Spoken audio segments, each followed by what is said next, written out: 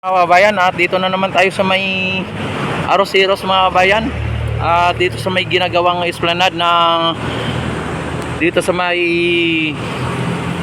Arroceros. Ayan, ginano po yung ano mga kabayan, no? Yung pilote. Dinalagay yung pilote na ngayon. Ayan. Kalalagay lang nila. Yan, at mayroong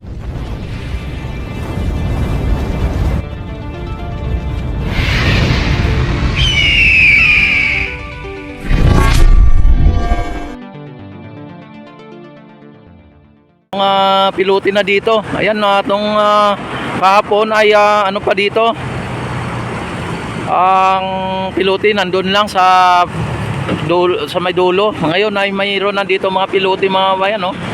Dito kalalagay lang. Ayan, no? At kagabi may nailagay din sila. Ayan, no?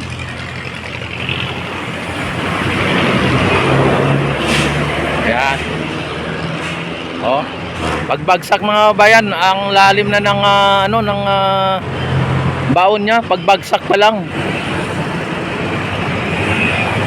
Ayan, oh. Kaya pag pinukpok pa po nila to ng ano nila, yung hammer nila, ay ayan na mangyayari. Ganyan nakababa na lang, oh. At ang maibabaon ay ganito kalalim. At hindi pa yan mga bayan. Pagka nailagay po nila yung isang pirasong pilote na yan, tapos hanggat sa malambot pa yung lupa, dudugtungan pa po nila yan mga bayan. May karugtong pa yan kung mas malambot ang lupa, no? Ganyan kalalim po ang binabaon mga bayan. Yung pilote na yan ay 40 meter po yan. Tapos pagka naibaon, kuminsan madagdagan pa. Grabe mga bayan. Ayan, at nakita naman ninyo, inano na nila yung ano, no? Ayan, no?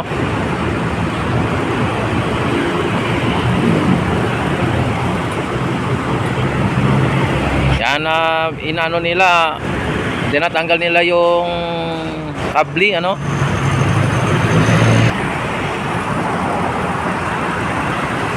Yan. Ano yung engineer natin at saka mga architect. Yan, no? Tinatanggal nila.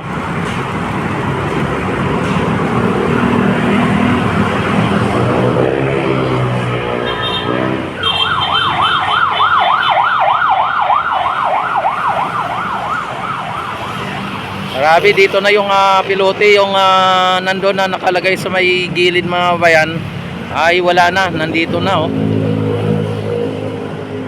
At naibaw na rin po yung dito.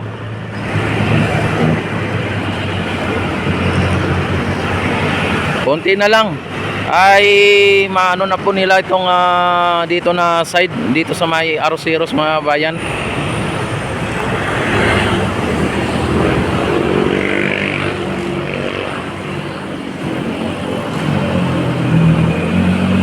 Mga dito, mga tugboat.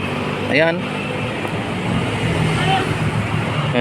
Ayan, si Sir, ayan. Ayan, si Sir Charles, oh.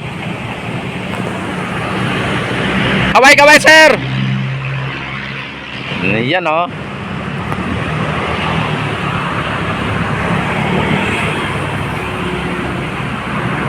Ayan mga bayan, talagang na po dito. Malapit na po ito. Mga ilang na lang to ay talagang nakita naman ninyo mga bayan ang crane, no? At saka yung barge mga bayan, nung linagay nila ang crane, linagyan din nila ng pilote sa gilid para hindi mahulog yung hindi mahulog yung crane at magdagdag ng bigat yung pilote para hindi gigiwang-giwang ang barge mga bayan. Ayan na. At natanggal na po yung pinaka-kable mga bayan, no? Ayan.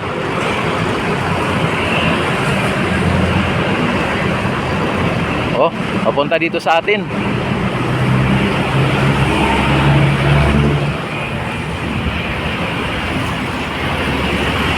Yan, tapos lalagyan nila ulit ng ano yan, ng pilote dyan, no? Ilalagay nila ang pilote ulit. Tapos ibabagsak nila ulit dito sa kabila, doon sa may linalagyan nila. Yan.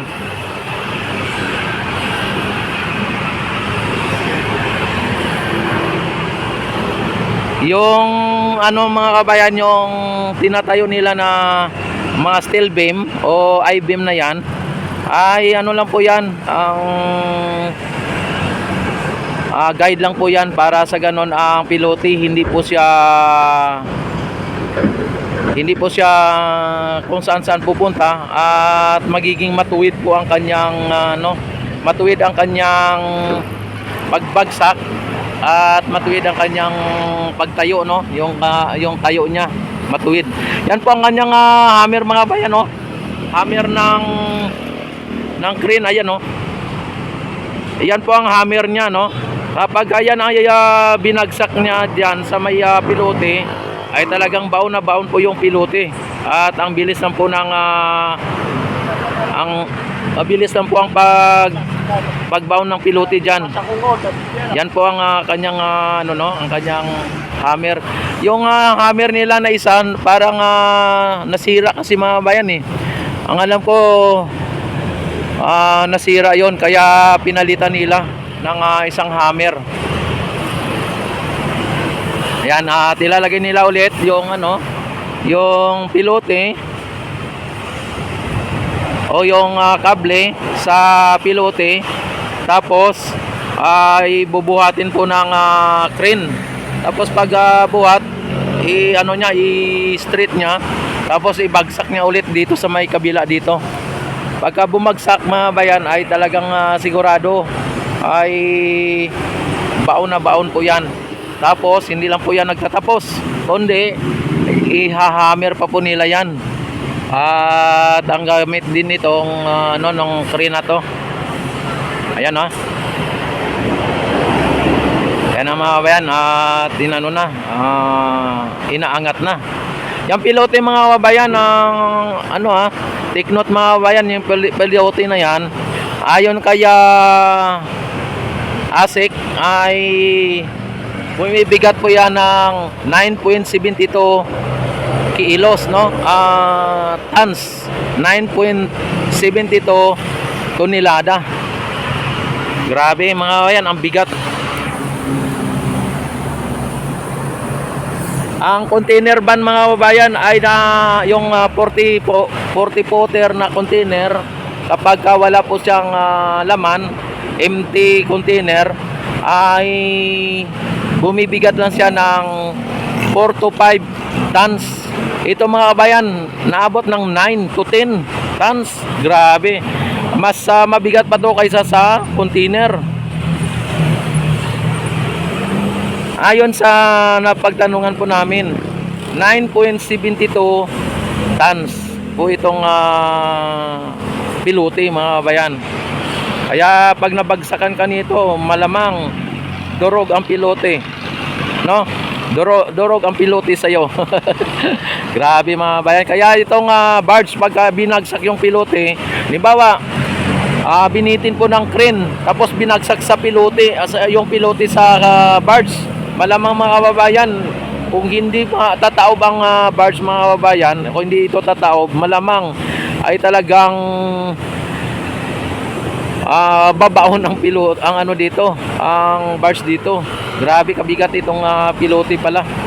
Yan, at yun lang po ang sinabi sa atin ng ating napagtanungan dito na architect ng gumagawa dito mga bayan. 9.72 tons.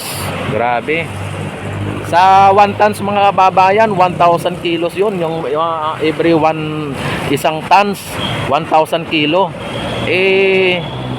Ibig sabihin mga kabayan, 9,000 kilos po itong pilote na to. 9,000 kilos o abot ng 10,000 kilos. Grabe kabigat.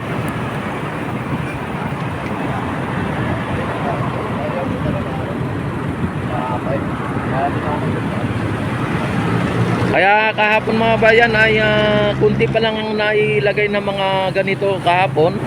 Pero makita ninyo ngayon ay talagang ang bilis ng pangyayari mga bayan. Tutulog ka lang ng isang gabi, pag kinabukasan iba na naman ang itsura ng esplanade na ginagawa, no? At babakasyon ka lang ng isang buwan, malamang pagbalik mo dito ay esplanade na ito. Talagang open na po sa publiko. Yung ano mga bayan, no? Yung trustboat mga bayan, no? Ang ginagawa ng trustboat ay ano lang po, no? Yung biyahe lang ng biyahe. Yan, no? Saglit lang ha. Yan, biyahe lang biyahe, pero nangungulikta ng basura. Yan.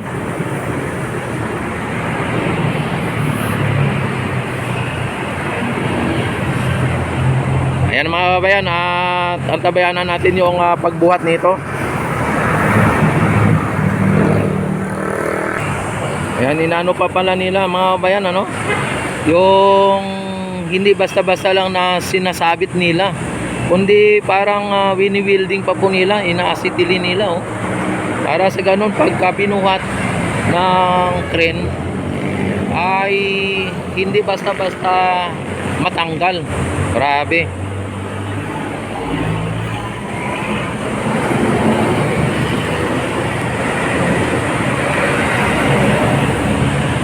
At yung ano nila dito mga bayan, no, yung ilaw nila, mayroon silang ilaw dito na once na pagdating ng gabi ay pwede silang magtrabaho dito, araw man o gabi, dahil po sa liwanag nitong mga ilaw na to.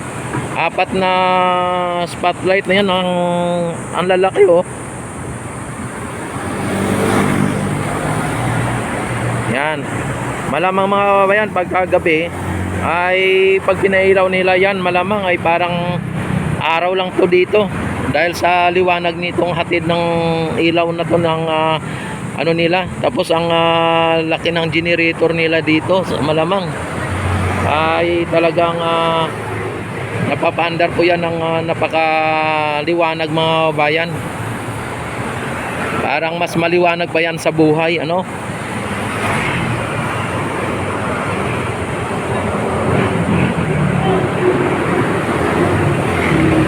Yan, sa mga hindi pa po nakapag-subscribe, like, yan, like and subscribe and share mga babayan, para maraming makapanood sa ating mga mga videos, sa ating mga update dito sa may Ilog Pasig Esplanade. Yan, oh. Hello.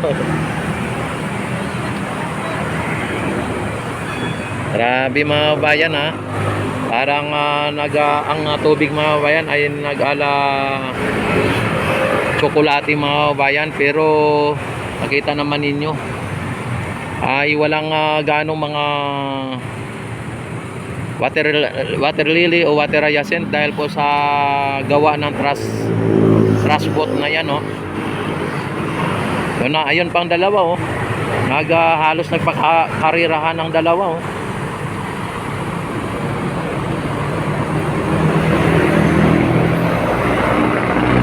Ayan na mga kabayan, inaangat na. Yan, aangat. Inaangat at aangatin na.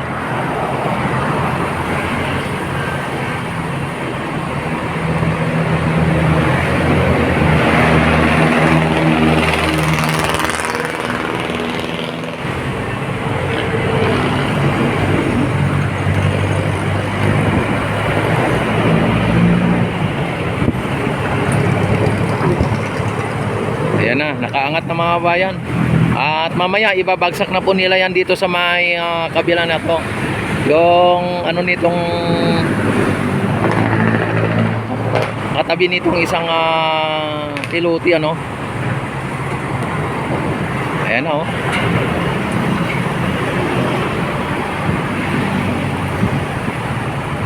Grabe mga bayan.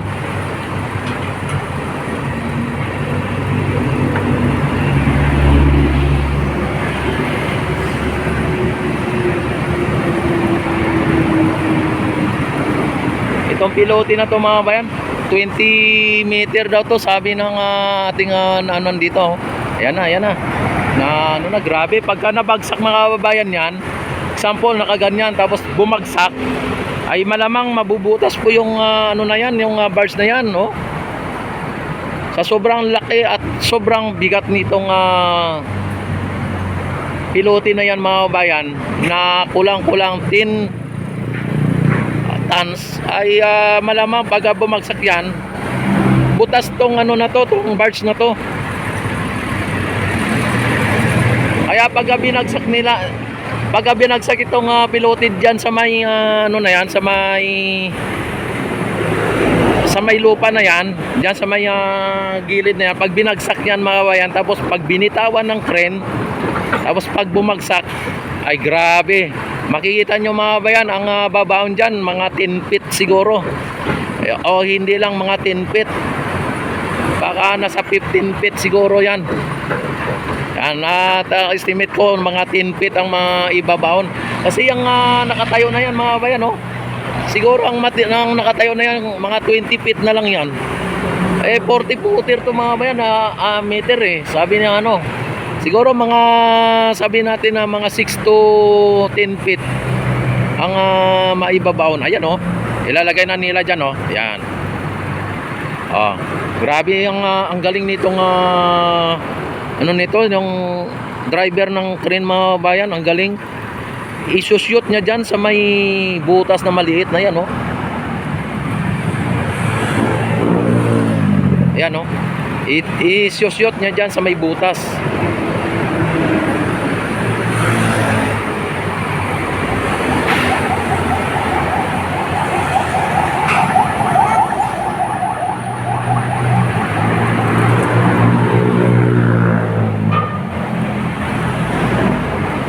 Ayan na. Ayan na, nalalayan na siya, nalalayan na may ano ng puno, oh. Nakaano dito sa may puno mga bayan, oh. Ayan. Isushoot nila dyan sa may butas.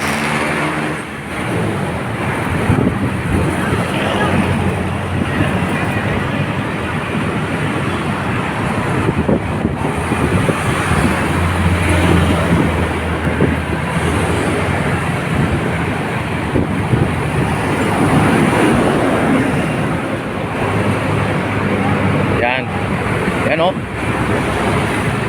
Dito ano natin. Yan. Yan, oh, sinot nila dyan, oh.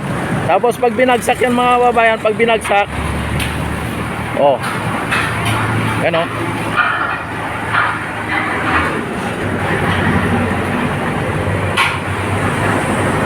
Oh, dire-diretso pa nga mga bayan, oh. Dire-diretso yung ano ng ano,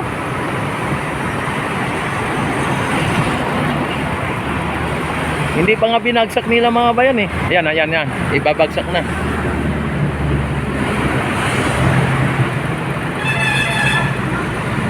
Inaayos lang nila mga bayan yung ano, no. Ini-straight lang nila. Tapos saka ibabagsak.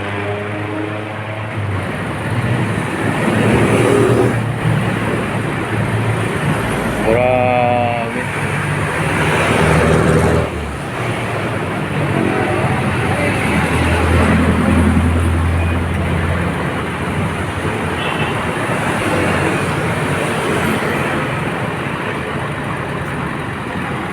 Yan, ibabagsak na yan, oh. Yan, oh. Yan, yan.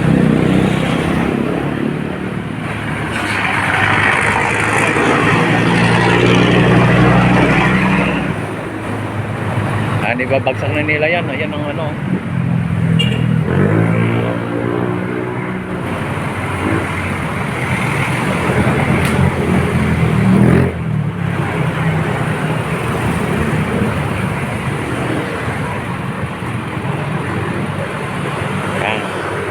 Wala pa, hindi pa naibagsak mga kabayan.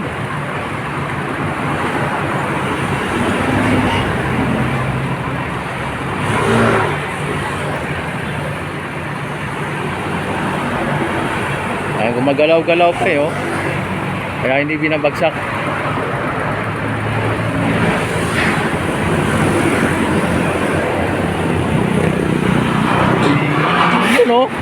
Ayun, talagang binagsak na. Nakita naman ninyo mga bayan, no? Talagang baon na baon yun. Talagang ayan, naibagsak na mga bayan. Grabe. Tapos pag nailagay na po nila yung mga piluti, ilan na lang ilalagay nila? Isa, dalawa, tatlo, apat. Apat pa. Pag apat na mailalagay na nila, pupukpukin na nila ng hammer mga bayan.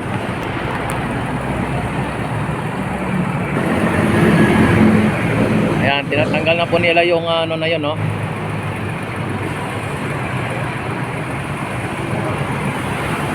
Ayan.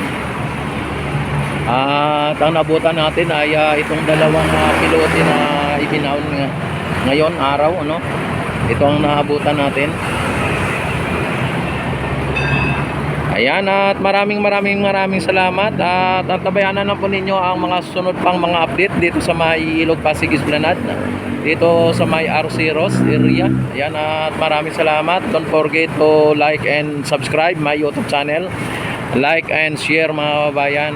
And click notification bell, select all na para ma-notify agad kayo kung ako ay mag-live, mag-upload ng mga videos. Maraming salamat and God bless po sa inyong lahat. Mabuhay ang bagong Pilipinas, mabuhay ang Pilipino sa mga sulok ng mundo. Mabuhay tayong lahat hanggat gusto natin. Bye-bye!